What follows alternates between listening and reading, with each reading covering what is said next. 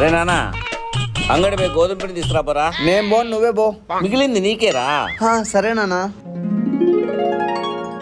అన్న, 1 కేజీ గోధుమ పిండి ఇచ్చేసి మిగిలిదానికి. ఏది?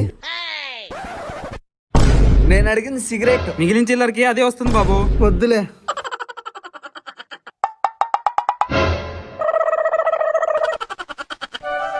రే తీసుకోరా. పోయి టెంకాయ తీసుకురాపోరా. 20 రూపాయలు నీకేరా. హలో, ఇదిగో 50 రూపాయలు. 30 రూపాయలు టెంకాయ బిన్నా, 20 రూపాయలు మిగులుతుంది. చెయ్యి. అబ్బో, సిగరెట్.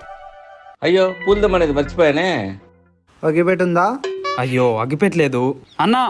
ఒక్క నిమిషం ఇట్రండి. అగ్గిపెట్టుందా?